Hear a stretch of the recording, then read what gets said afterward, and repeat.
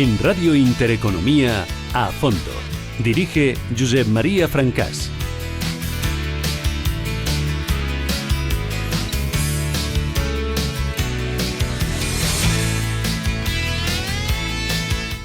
Muy buenas noches. Empieza A Fondo. Hoy A Fondo con don Eurico Campano. Muy buenas noches, Eurico. ¿Cómo estás? Muy buenas noches, don Josep María Francàs. Encantado de saludarle a usted, a ti, que eres un gran amigo desde hace muchos años, y a los oyentes también de Radio Intereconomía, por supuesto. Muy bien, pues hoy el programa lo haremos entre Eurico, al control técnico May Sánchez, y aquí el susodicho Josep María Francàs, que les habla. Ya he presentado, pero Eurico, además de periodista y analista político, es fundamentalmente un personaje en el mundo del periodismo en Madrid, una buena persona y un amigo.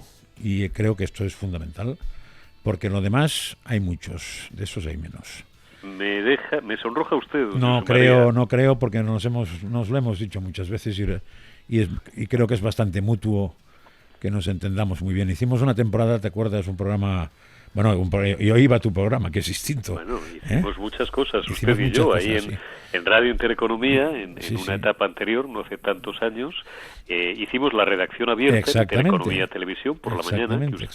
Usted tenía, en fin, la generosidad de sentarse conmigo media hora, de partir de lo divino y de lo humano y también de lo político con nuestros espectadores en aquella época, ya por el año 2015, 2016, en Intereconomía Televisión, y después, bueno, pues en muchas ocasiones nos hemos sentado usted y yo también frente a los micrófonos de A Fondo, en algún caso, de la escuela, si no recuerdo mal, y de también otros espacios en los que hemos participado y que usted también ha conducido con la diligencia que le caracteriza y el olfato político también en la radio, ¿cómo no? Muchas gracias. Oye, Eurico, en este país, ¿por qué para pactar es como si te arrancaran el corazón? En la política me refiero, porque en la vida civil la gente no tiene esos problemas. Bueno, yo sostengo hace años, Josep María, la teoría de que los españoles, la cultura de los pactos la tenemos todavía por desarrollar. Nos faltan varias vueltas al horno, nos faltan varios veranos, a diferencia de otros primos hermanos europeos, como pueden ser los italianos, son siempre el ejemplo arquetípico, ¿no? Nuestros oyentes conocen perfectamente el dato de que los italianos en 70 años aproximadamente, ¿no? En fin, de la República actual y de la que disponen, pues han tenido no menos de 60 o 62 gobiernos, hablo de memoria, ¿no? Para ellos esto es algo natural y además ellos, bueno, pues han vivido pactos de todos los estilos y colores diferentes, como ahora, por ejemplo, en un gobierno actual que para mí está llevando a Italia a la más absoluta ruina y a una catástrofe prácticamente no solamente económica, sino también política y social. Gobierna la extrema derecha del señor Salvini con la extrema izquierda populista de Cinque Stelle, ¿no? Entonces, bueno, pues algo que sería impensable en otros países. Es muy original, hay que reconocer que sí. Sí, la verdad es que sí. Bien, pero lo que quiero decir es que ellos no tienen ningún tipo de dificultad en entenderse porque se sientan, practican o entienden muy bien esto que ahora los finos, que utilizan muchos neologismos, como usted sabe, llaman el win-win, es decir, vamos a sentarnos todos en torno a una mesa y todos vamos a salir ganando. Probablemente nadie se salga enteramente con la suya, pero todos vamos a salir ganando de esta coyunda, de este acuerdo, de este pacto, de esta negociación. Los españoles esto lo desconocemos todavía, y en la vida política particularmente, como estamos viendo, ¿no? Pensamos que sentarnos en una mesa de negociaciones, llevar al huerto al contrario, al contrincante, conseguir arrancarle absolutamente todas las cesiones para que al final acabe firmando lo que nosotros queremos, o como mucho regalarle, entre comillas, un 10% y salirnos nosotros pues con un 85%, con un 90% de la cartera de objetivos que llevamos. Y esto no es negociar.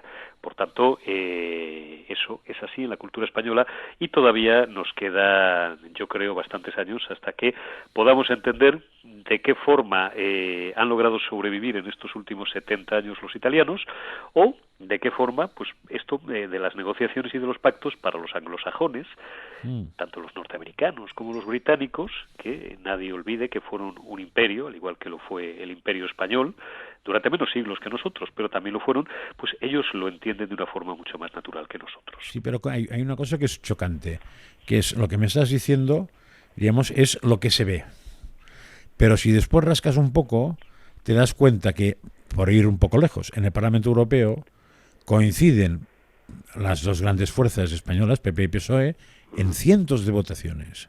Si te vas al Parlamento español, en las declaraciones no, pero después cuando miras las leyes que nos ha votado, verás que en los últimos años coinciden en casi todas las votaciones. Y probablemente si fuéramos parlamentito a parlamentito nos encontraríamos lo mismo. Es decir, que de hecho sí pactan, pero parece que el problema no está en pactar, el problema está en que se les vea pactando, que es un poco más infantil esto. El problema no está tanto en pactar, porque el corpus ideológico o programático de muchas de las grandes fuerzas políticas puede ser y es similar en algunos aspectos. El problema, como tú sabes bien, Josep María, y como eres muy generoso, me pones el toro en suerte, me lo arrimas otra vez al caballo. El problema está más bien en los cargos, en el reparto de poder político, en quién manda, en quién ostenta la alcaldía. Yo hacía muchos años que no veía esta propuesta fantasmagórica que se hizo,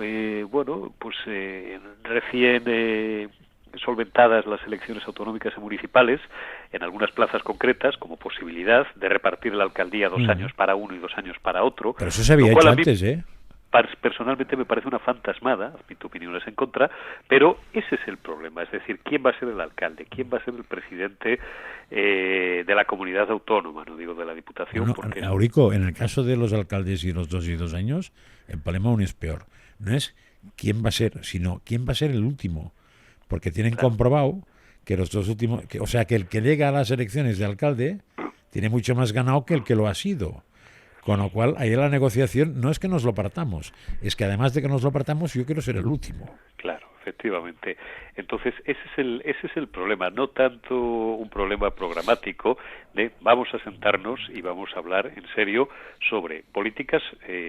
Ahora está muy de moda esto de políticas sociales. Bueno, vamos a hablar de qué hacemos con la economía.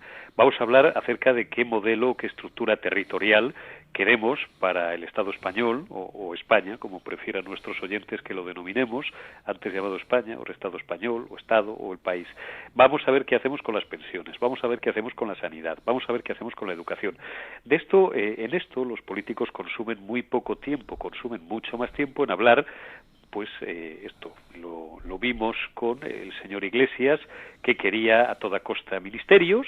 Parecía que eso era lo único que importaba a los señores de Podemos, y no aquellas políticas sociales en favor de los oprimidos, de los de abajo, en esa terminología decimonónica y antigua que emplearon, pues prácticamente desde su eclosión fundamental en el 15M.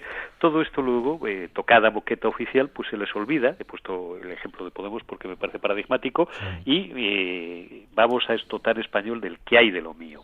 Sí, pero me da la sensación, o sea, tienes toda la razón, porque al final el problema del político, desgraciadamente cuando es un inmaduro, es un problema de poder. Es decir, yo quiero máximo poder para mí y que me dure el máximo, con lo cual tengo que ir a chafar al contrario para que no visualice nadie que sirve para nada, porque así me perpetúo una legislatura y otra y otra. Pero creo que en el fondo también es verdad que hay algo de que la política española se sigue basando en cierto odio. No sé si de los dirigentes, lo dudo, porque después los ves muy juntos, y tú que vas al Congreso, yo que he ido mucho, cambia la cara, pero sí del votante, y no sé si del simpatizante. Es decir, hay mucha gente que más que votar PP, vota antirrojo. Y digo la palabra rojo adrede, ¿eh? Y hay mucha gente que vota PSOE porque vota antinacional. Antinacional, nomenclatura, guerra civil. Estoy usando adrede. Y eso lo tienen a flor de piel, vamos. O sea, antes morirse que sentarse con el otro.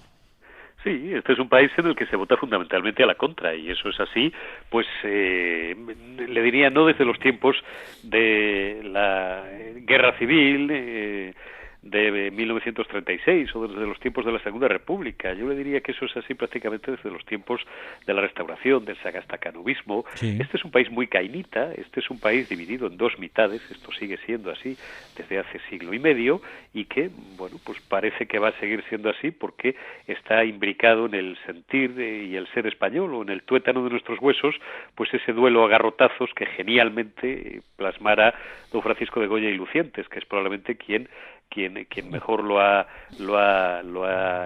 representado en una imagen como es ese magistral cuadro, ¿no? Sí. Entonces no votan efectivamente al Partido Popular, no tanto porque que también en parte, ¿no?, en buena parte tengan unas convicciones liberales o unas convicciones conservadoras, sino que sobre todo votan para que no gobierne la izquierda, para que no gobiernen, como usted decía, utilizando adrede, por supuesto, porque a mí me parece una terminología antigua, pero la utilizamos adrede para representar bien lo que estamos diciendo, para que no gobiernen los rojos. Eso. Los que le votan al Partido Socialista, no le digo a Podemos, pues votan en ambos casos para que no gobiernen los fachas, o para que no gobiernen los fascistas. Ahora que está tan de moda esta palabra, esto de fascista, que se ha vulgarizado tanto el término, por supuesto, la mayor parte de quienes lo emplean no saben qué es el fascismo, ni saben qué es un fascista, ¿no? Pero se utiliza como insulto, como antes podíamos utilizar otras expresiones acordándonos de alguien muy querido, de la familia de nuestro enemigo, de nuestro contrincante, pues ahora le llamamos directamente fascista. Bueno, pues para que no voten, para que no gobiernen los fachas, le votamos al PSOE o le votamos al partido de Podemos, ¿no?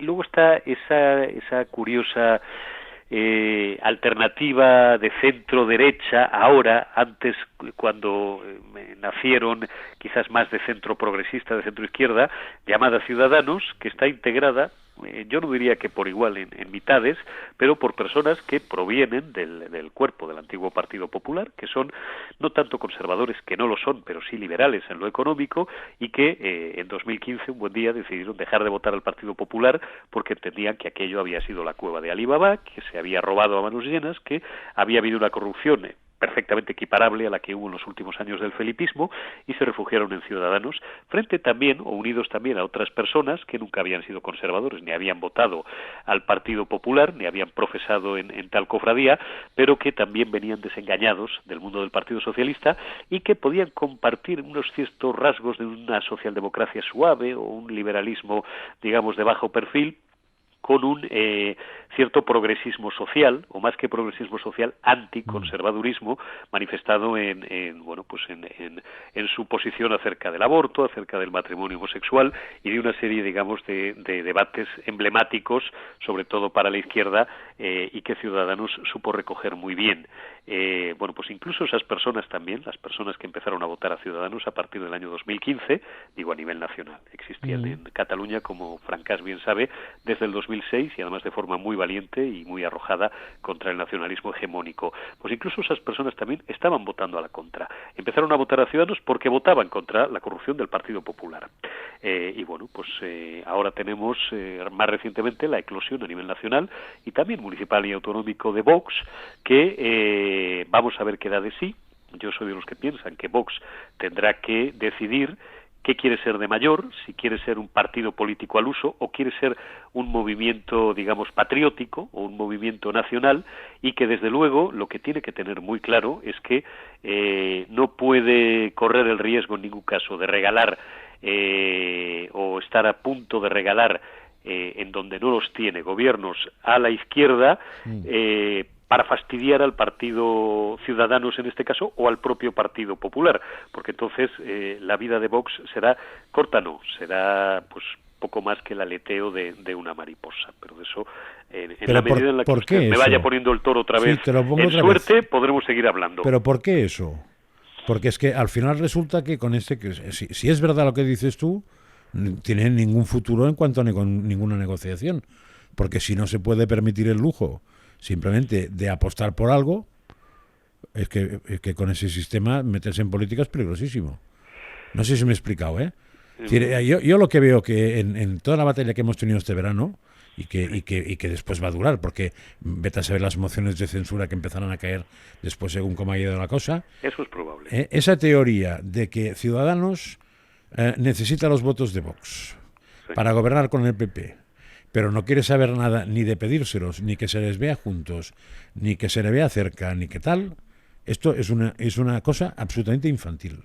Sí, que además la ha provocado el PSOE con mucha inteligencia, porque al colocar a Vox extrema derecha, que habría que definir qué es extrema derecha, y para mí no lo es derecha, porque el PP no es derecha, el PP es centro derecha, y los otros son derecha, no extrema. Para mí extremo es el que va con una porra, sea de derechas o de izquierdas. Si no va con una porra y está dentro de la Constitución y tal, yo no le llamo extremo a nadie, ¿no? Entonces, con ese engaño ha conseguido que les dé vergüenza estar con lo cual de las tres patas del asiento que tendría la derecha en España, hay una que es como inútil, porque no te puedes pegar a ella. Lo único que le puedes pedir es que a escondidas te regale el voto. Digo, mire, si yo fuera Francás, si yo fuera votante de derechas, desde luego ya sabe usted que de lo que no lo soy es de la izquierda, sí. Eso lo tiene usted clarísimo, sí. Pero si yo fuera votante de derecha, a mí de las tres patas ahora mismo, de lo que podemos considerar derecha o centro derecha en España, me resultan inútiles, como usted ha dicho, una no, dos. Por un lado, Ciudadanos, con una posición, y coincido contigo, Josep María, completamente infantil, de no querer hacerse fotos, de no querer hablar. Yo he llegado a escuchar cosas tan pintorescas de dirigentes de Ciudadanos, a los que yo, por lo demás, y lo sabes bien, Josep María, porque les conozco, como tú les conoces, pues de esa casa, por ejemplo, de los debates de esa casa, en algunos casos desde antes de entrar en política. Bueno, pero yo, por encima del aprecio personal, estamos haciendo valoraciones políticas, he escuchado a algunos de ellos establecer una diferencia entre hablar y negociar. No, bueno, con Vox podemos hablar, pero no negociar. Oiga, ¿me quiere usted explicar dónde está la diferencia entre hablar y negociar? En fin, esto que hicieron en Andalucía, que era un pacto a tres, pero en el que el Partido Popular, que lo tenía mucho más claro, ahí es donde se ve cuando un partido realmente está armado, está sedimentado, lleva ya varias décadas de rodaje y se las sabe todas, por hablar en lenguaje de la calle, como el Partido Popular en Andalucía, que consigue el poder, pues precisamente gracias a componer el asunto de esa forma. Que ustedes no se quieren sentar juntos, no se preocupen. Y entonces llegaba Moreno Bonilla y llegaba con los de aquí, con Maroto y con el otro, y se sentaban un ratito con los de Vox y se sentaban un ratito con Ciudadanos. Y luego Moreno Bonilla firma con Ciudadanos, firma con el señor Marín y firma con el señor Serrano y con el señor Espinosa de los Monteros, el señor Ortega Smith, por otro lado, ¿no? Y al final se consigue, por cierto, lo que no había conseguido el Partido Popular en 36 años, que es expulsar al Partido Socialista de las instituciones andaluzas, que ya iba tocando, que ya era hora, sin haber ganado. Eso era un régimen. Ahí se hizo bien. ¿Qué problema hay ahora? Pues que la cerrazón de Ciudadanos y esa negativa un tanto absurda, porque luego ellos tienen este complejo de que cuando salen en sobre todo fuera de España, se les acusa de estar en coyunda con la extrema derecha, con los ultraderechistas, como si Vox fuera una extrema derecha comparable a otras derechas o extremas derechas europeas, que no lo es en absoluto, porque programa económico más liberal que el de Vox, no hay. Creo que no lo hay ni en el Partido Popular, ni el señor Lacalle en el Partido Popular. Usted cojas el programa de Vox y verá bajadas de impuestos, verá incentivos a los autónomos, verá incentivos a la creación de empleo, verá una presencia del Estado prácticamente residual en muchos casos. Oiga, si eso es fascismo, que baje Dios y lo vea, porque a lo mejor muchos tienen que volver al instituto. Además, pero no olvidemos, Eurico, que en Europa al menos, igual en Jamaica no, pero en Europa el fascismo nace del socialismo. Hombre, evidentemente, el ejemplo paradigmático es la Italia mussoliniana, mucho claro. Más incluso que la Alemania del periodo de entreguerras. Mussolini proviene del socialismo y, al igual que el franquismo, que no fue un movimiento, y nos hemos ido, pero no me importa hacer un paseo histórico con usted, Francás, que siempre es un placer, igual que en España el franquismo, que como bien señalan autores incluso extranjeros como Stanley Payne, no puede ser calificado puramente de un movimiento fascista, porque tenía el componente religioso que la Alemania nazi no tenía, o que la Italia mussoliniana no tenía. Por tanto, Payne siempre considera el franquismo como un movimiento autoritario, no puramente fascista. Esto, si no se ha hecho bien el bachillerato, probablemente suene a escándalo a oídos poco leídos, ¿no? Es que los dictadores... pero esto es así. Digo que lo que caracteriza al fascismo, sobre todo, es un marcado estatismo, una presencia del Estado absolutamente asfixiante en todos los niveles. Vox defiende todo lo contrario. Por tanto, en ese aspecto no puede ser calificado pues como un partido fascista, ni siquiera como un partido ultraderechista. Es un partido nacionalista, es un partido esencialista, es un partido de derechas, claramente, sí. Con un componente conservador o ultraconservador, dirían algunos, aunque a mí no me gusta la palabra, como tampoco me gusta la palabra neoliberales, que me parece una chorrada. Bueno, pues que tiene unas concepciones de la vida y de la sociedad absolutamente marcadas por el hecho religioso, que probablemente haya muchos votantes del Partido Popular, no le digo ya de Ciudadanos, pues que no se compartan. Pero error, por volver a la conversación que teníamos inicialmente y al punto de partida que usted planteaba, error de Ciudadanos, pero error también de Vox, porque en términos prácticos, ahora que ya son un partido político, que ya se han hecho mayores, que han obtenido un número quizás no muy magro de escaños, 24 en el Congreso, merced a esa ley D'Hondt y a ese sistema electoral español. No está mal para empezar, ¿eh? Y a esa circunscripción, no está muy mal, porque voy a lo siguiente, a esa circunscripción provincial anacrónica y decimonónica, que a ver cuando ya vamos revisando en este país, 24 escaños digo que no parecen mucho, pero que cuando se ve que hay 2.700.000 paisanos que les han votado, pues no es ninguna broma.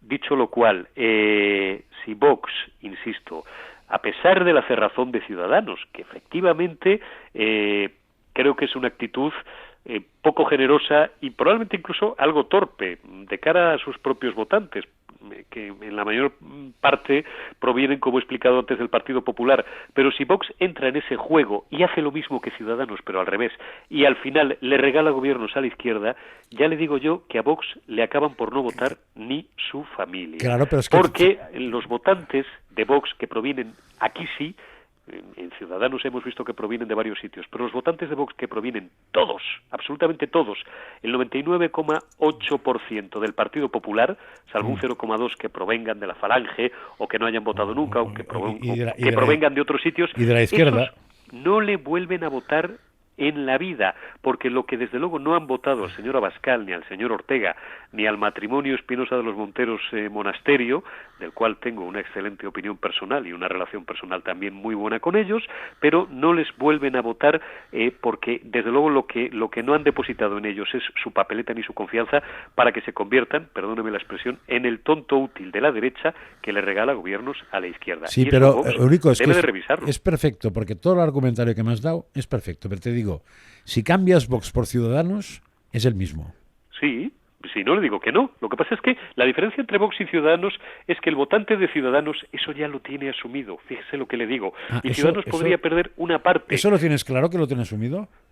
Sí. Porque fíjate que Ciudadanos se presenta a esas elecciones. Porque si no lo tuviera asumido Francás, no le hubieran seguido votando y no hubieran seguido creciendo de 32 escaños a 57, por irnos a las dos últimas convocatorias electorales con carácter general, habiendo visto cómo Ciudadanos pactaba ora con el PSOE, ora con el PP, ora con el PSOE en algunos sitios, ora facilitando el gobierno del Partido Popular en otros. Un argumento nuevo, Rico. Que no, a mí la gente me extraño cuando me encuentro grandes pensadores del mundo político que dicen, qué error más bestia de Rivera cuando dijo que no pactaría con con Pedro Sánchez ni loco.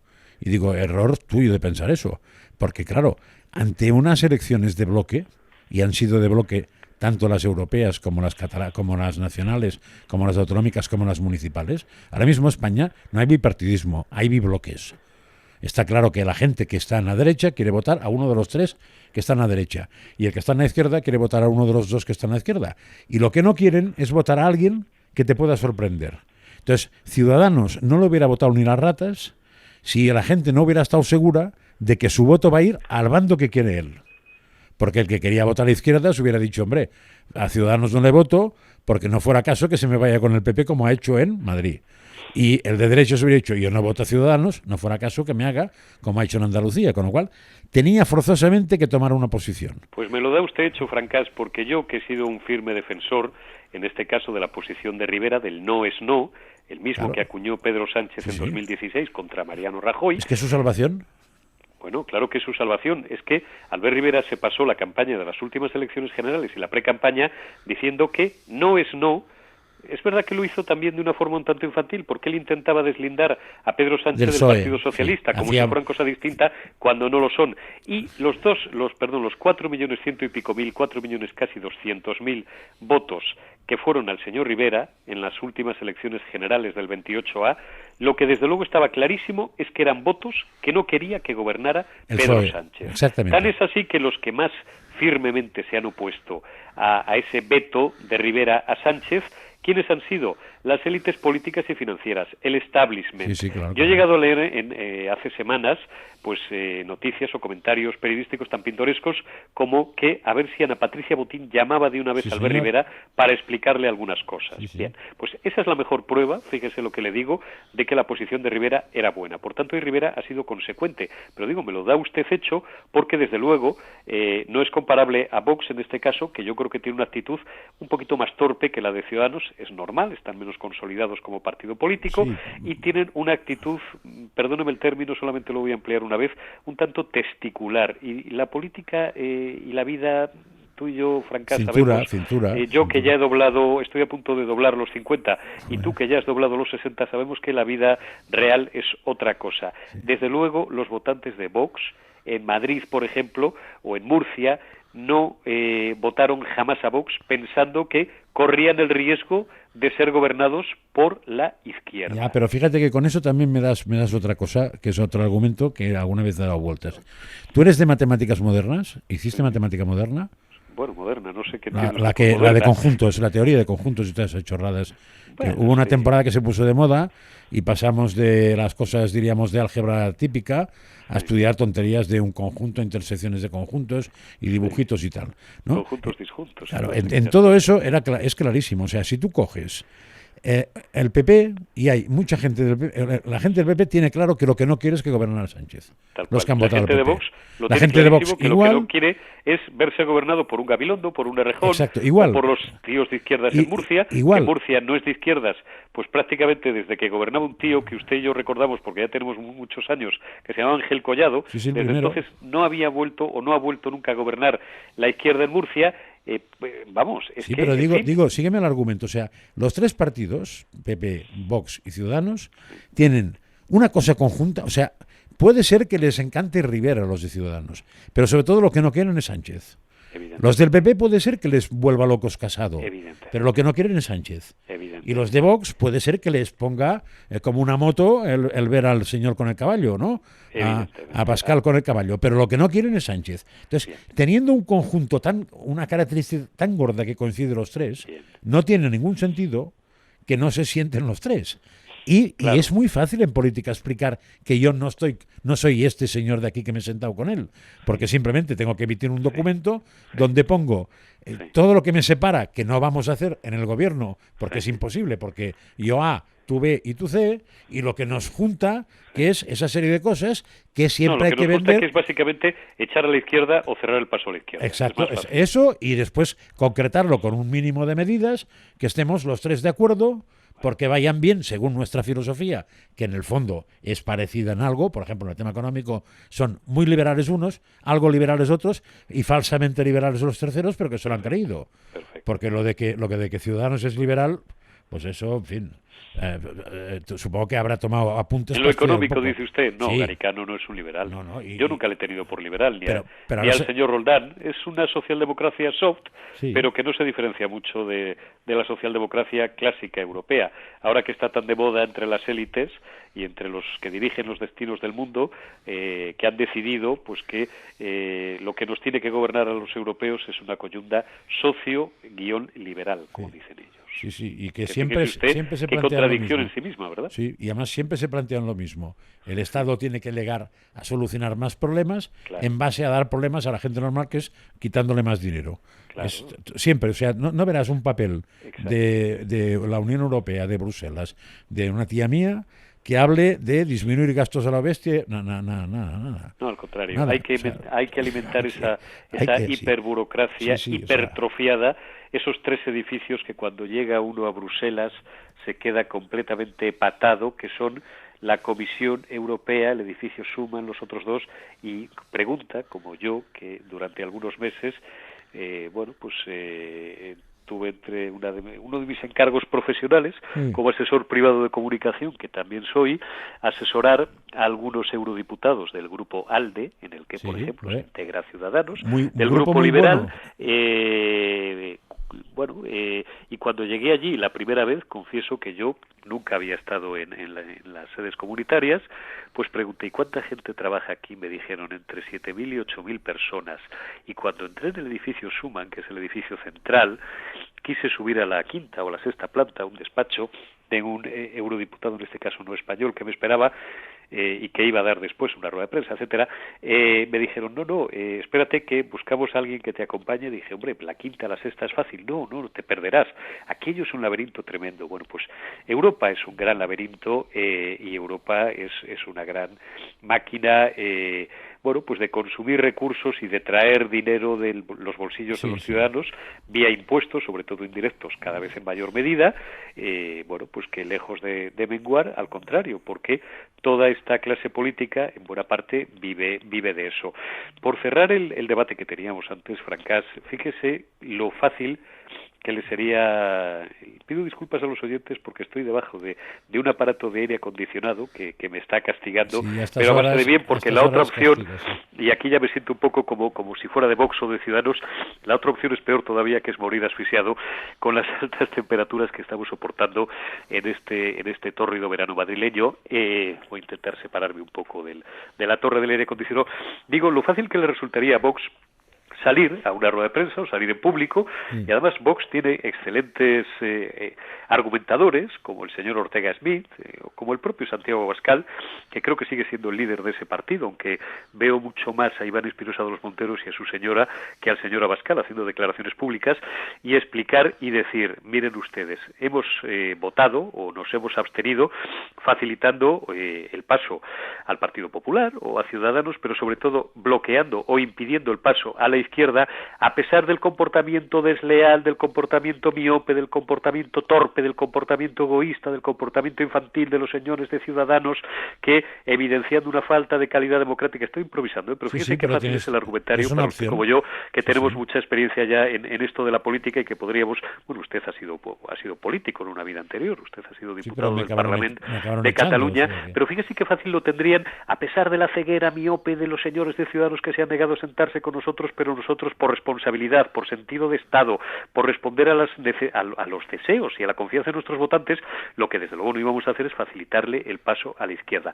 Eso va Vox, lo explica y les dan un abrazo por la calle, pero si Vox, en vez de hacer eso, lo que hace es practicar la política de hechos consumados y ser más infantiles todavía que Ciudadanos y decir, pues como no nos ajuntáis y el balón es nuestro, me voy y me lo llevo, y me llevo el bocata de nocilla y me llevo el balón, y entonces no os voto, aunque gobierne la izquierda, y que con perdón, que iba a utilizar una expresión malsonante, creo en horario infantil, y que se fastidien mis votantes. Y entonces, imagínese usted la cara y la expresión ojiplática del 100% de los votantes de Vox, que dicen, hombre, está muy bien sacársela, con perdón, hablando en términos castizos, pero hombre, no te la saques y no llegues hasta el final del barranco, como en la famosa película de James Dean, pero frena antes de llegar al barranco, no te tires del barranco porque nos fastidias a todos, nos haces despeñarnos a todos, con lo cual tenemos muy claro que en la siguiente convocatoria, pues mira, a pesar, con una pinza en la nariz y a pesar del historial de corrupción, del historial de traiciones, del historial de deslealtad, de la política torpe que se ha seguido en todo la crisis catalana y en todo el proceso de desmembración del Estado que estamos sufriendo y tal, a pesar de todo eso que cargará para siempre en el debe y no en el haber del Partido Popular, vamos a tener que votarle otra vez al Partido Popular, y Vox quedará otra vez reducido pues a lo que era hasta el 28 de abril, una fuerza política a la que votaban 30 o 40.000 personas en toda España. Sí, pero esa lectura yo la veo clarísima, Claro. Pero hace falta probablemente una experiencia en política, no para hacer eso, sino para no haber forzado la máquina de manera que tengas que hacer eso. Porque la política no está en acabar así, sino está en haber jugado bien. Tú lo que tienes que saber, que tú lo sabes mejor que nadie, lo que pasa es que eres un buen dialéctico y bueno, pues está bien porque de esto surge el debate. Tú en la política no puedes estar esperando a ver qué es lo que hace el contrario. No. Y claro, yo hago esto, aunque sé que es suicida, porque el tío que tengo enfrente es que es muy malo y me está fastidiando. No, hombre, no. Tú tienes que tener tu propia alternativa, tu propio rumbo, tu propio camino, porque si tu camino se ve influido por las artes torticeras, vamos a aceptarlo así, vamos a ponernos en la posición de que Ciudadanos es lo peor, de que son lo más torticero, de que fíjese que no se han querido sentar, que, insisto, te vuelvo a repetir, y desde el principio te he reconocido que eso ha sido un error, pero nosotros, digamos que vamos a rebufo de esos tempos que ha empezado marcando, como si fueran ellos los directores de orquesta, los señores de Ciudadanos, y bueno, pues por ir a ese rebufo y por seguir, digamos, el compás que está marcando Ciudadanos, los que nos suicidamos políticamente somos nosotros. Hombre, convendrá usted conmigo, Francás, en que es una forma bastante tonta o bastante torpe de hacerse el harakiri político. Sí, los de Vox